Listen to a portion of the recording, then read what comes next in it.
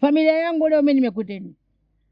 Mwenzangu Hamisi Sheberu wa Makuyuni Tanga, mpaka anakufa hakuacha usia kama nilioacha mimi. Matokeo yake leo mkoba unahangaika wa kuchukua ajulikani. Mimi hilo nimeliona. Leo kikao hiki nimekuiteni, nataka nikabidhi mkoba wa uganga rasmi kwa miongoni ya mtoto wangu mmoja hapo mteule, na si mwingine bila kupeposa macho Machaga. Basi baba, mimi nashukuru kama nimepata mimi nafasi hiyo. Ndio. Basi nashukuru, hamna shida baba, nimeipokea kwa kweli. Hivi mume wangu hivi unajua kwamba sijui niseme unaiharibu familia.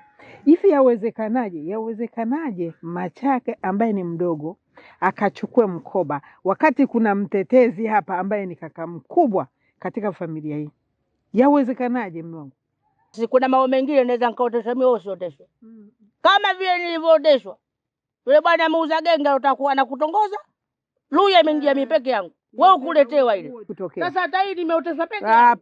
Hapana. Wewe unataka kuharibu nyumba.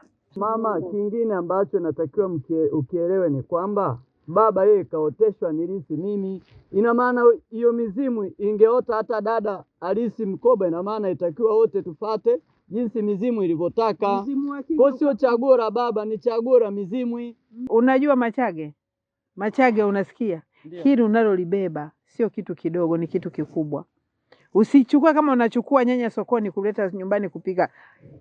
Ni kitu kikubwa sana, na kisipoenda kwenye mpangilio sahihi unayotakiwa, mwanangu, hapa nitaona mtoto mmoja naondoka. Yaani huo ndo ukweli. Baba huyu Mzee Kifimbo, sema ukweli kuhusu familia hii. Una mpango gani na watoto wangu? Mke wangu, mkoba maswala ya mila desturi, sio shamba au nyumba hii. Nyumba, shamba, watalii yote kwa pamoja. Lakini mkoba uteua mtu mmoja katika familia. Haiangalii mkubwa au mdogo. Wenye mizimu wakimsadikisha huyu apewe. Sasa mimi siwezi kumpa bwana mwanangu mkubwa kwa maana mwanangu mkubwa kinyume na wewe mteua wenyewe. Baba, mimi ninavyojua Wewe sijawahi kusikia na kuona mila na desturi ya kuhusu kukabidhiwa mtu mkoba, eti mdogo ndo anakabidhiwa mkoba wakati mimi mkubwa nipo. Sijawahi kusikia. Ndio kwanza nakusikia wewe baba. Kuna ajenda gani ya asili inaendelea wewe na mwanao Machage? Sijakana baba wala kitu chochote, na hakuna mimi sikutegemea kama baba angeweza kuchukua maamuzi kama hayo. Baba, mpe hiyo mikoba kwa sababu tusikae tunagombaniana kitu ambacho mimi huenda kakaa kitasababisha migogoro ndani ya familia. Mpe kwa sababu asije akafikiri mimi na faida na huo mkoba. Mkoba huu mwanangu kama nikimpa kakako hata dawa bure haipatikani. Hiyo dawa haipatikani. Unaona sasa? Hiyo mizimu haimpi hata kipata dawa. Sasa naomba unisikilize baba. Naomba unisikilize kwa makini. Kwa hili hapa. Hili sitokubaliana na wewe. Sasa utakwenda mahakamani? Mimi ninajua atafanyaje. Sitokubaliana na wewe. Sasa unaondokaje kwenye kikao mtetezi? Mimi nasema mwache ende, maamuzi yangu mama watoto ndo hayo.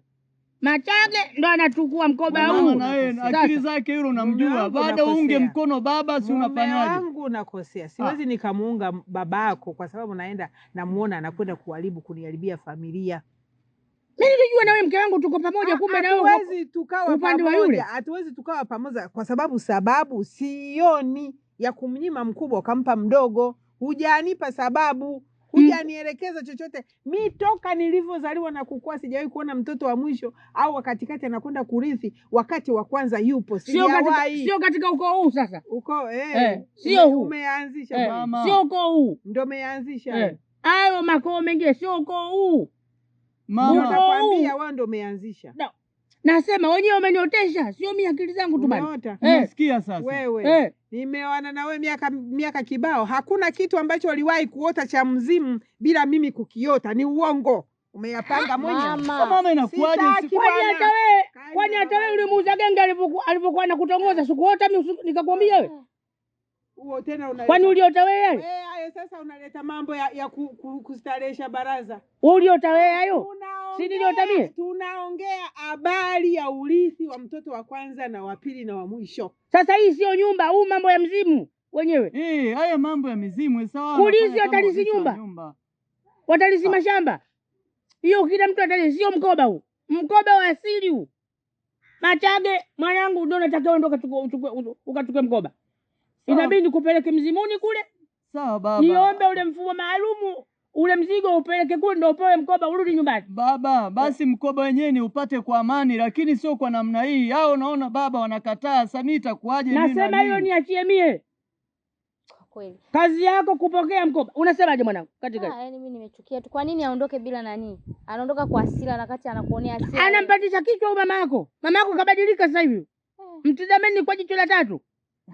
Mama na yeye anakuwa anamtetea. Kabadilika mama yenu. Sawa mzee, mimi nimekuelewa. Nendeni asubuhi kesho nikupeleke kule. Sawa mzee. Nendeni. Kafanya shughuli zenu. Asubuhi twende mzimuni.